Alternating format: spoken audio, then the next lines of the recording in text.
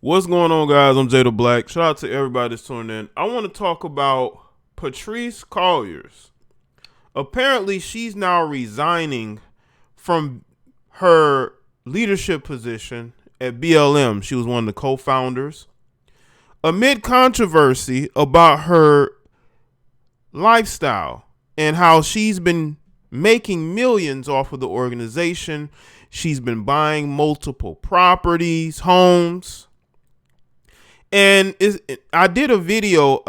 I'll put it in the description box and the comment section on the original story and how you have these BLM quote unquote activists who are nothing more than grifters. And this is a grift move because instead of her, I think she did deny it a bit, then sort of went away. I think she is resigning now because there's probably more going on. And there were others in the BLM, I guess is a movement, I guess is an organization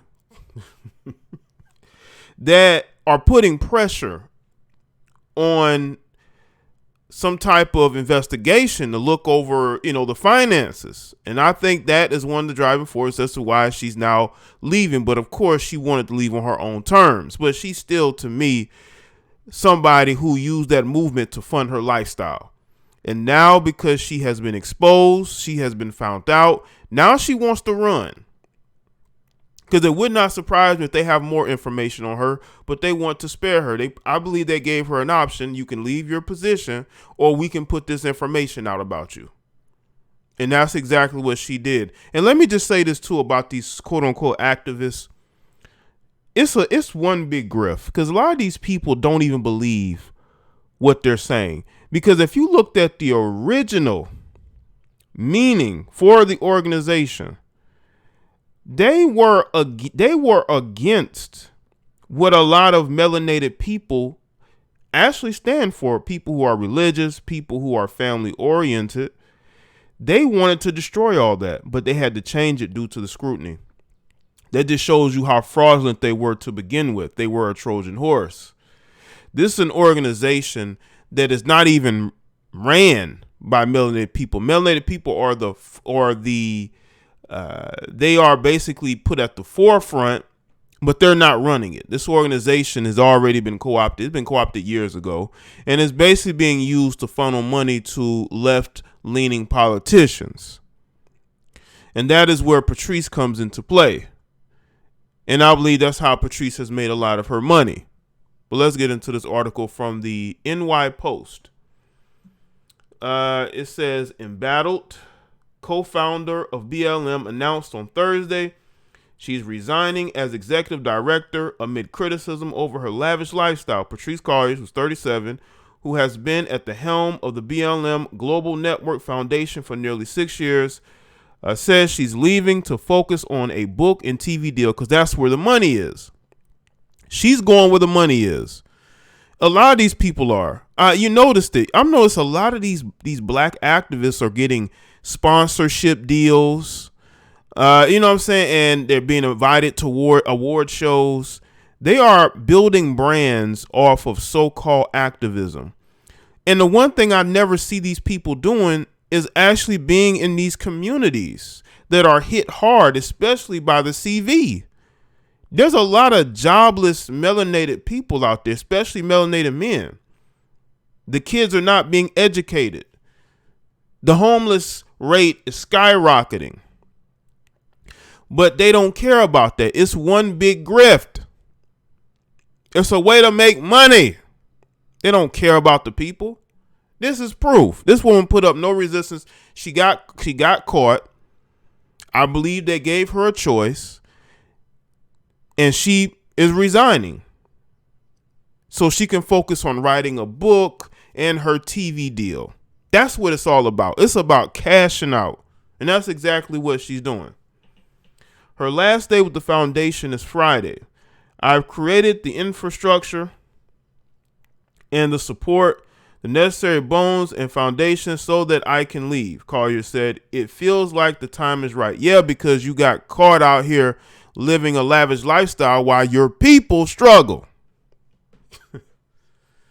But her resignation comes amid controversy over the group's finances.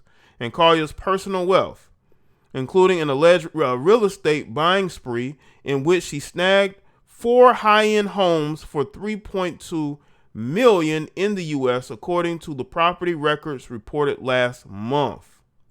But Collier said her departure has been in the works and is not tied to those attacks. Right. So people want to know where the money going. Why are you buying all these expensive properties? Those are attacks. Of course, women like this are not going to take accountability, which is why they always find themselves always having to get embarrassed because they refuse to be accountable for their own behavior. And eventually it catches up with you. Those were right-wing attacks that tried to discredit my character, and I don't operate off of what the right thinks about me. No, it wasn't the right. No, Patrisse. There were people on the left and the right that were calling you out, especially other people in the BLM organization who wanted an investigation of you. So you can try to say it was right-wing all you want to. You're not a threat to right-wingers. Patrisse, you're a melanated female who's greedy. You're no threat to nobody. This is why you get these positions, because again, you're no threat to nobody. You're put in the forefront. That's about it. No one fears you. No one's afraid of what you could do because you're willing to sell out your own people in order for your own self-interest. And that's exactly what you did. That's why you're running away now. The BLM Foundation revealed in February that it took in just over $90 million last year following the May 2020 passing of George Floyd, a black man whose last breath under the knee of a Minneapolis police officer inspired protests globally. The foundation said it ended 2020 with a balance of more than $60 million after spending nearly a quarter of its assets on operating expenses, grants to black-led organizations, and other charitable givings. What about black communities? And I have a hard time believing they just took in $90 million. I mean, all that money that was being donated to BLM, where did it go? I was hearing upwards of a couple of $100 million. So how did it go from that to $90 million? Where the money went? That is the most tragic aspect, said Reverend T. Sherry Dickerson, president of an Oklahoma City BLM chapter and a representative of BLM 10, a national group of organizers that has publicly criticized the foundation over funding and transparency. So are you telling me, Patrisse, that was somebody on the right, that was a right winger? Because you got somebody in your own part on your own organization that's calling you out, wanting to know where the money's going. I know some of the families are feeling exploited, their pain exploited, and that's not something I ever want to be affiliated with, said Dickerson said. Colliers and the foundation have said they do support families without making public announcements and disclosing dollar amounts. This is a sham, man. This whole organization is a sham. And you got people that are hardcore supporters of it. But what about the families that were affected the most, that you're supposed to be taking care of, but you're not, because you have people like Patrisse who's buying expensive properties, her and her wife, and that's her priority. And the only reason why she's leaving because she was able to secure a TV and a book deal, which means she can that money, that's going to be a lot of money coming in for her. So she really has no reason to stay at the organization. And she knows that they are looking into what's going on. And I believe they gave her a choice. But of course, because females like this have no accountability, they're going to act like, well, I didn't do nothing wrong. Okay, when you look deeper into the situation, there's going to be a lot that's wrong. So they allowed her to leave on her own terms. But we all know that this woman has been taking money, her and others, because she ain't the only one, and living lavish lifestyles off of the backs and the pain of their own people. Nothing never changed with black activism.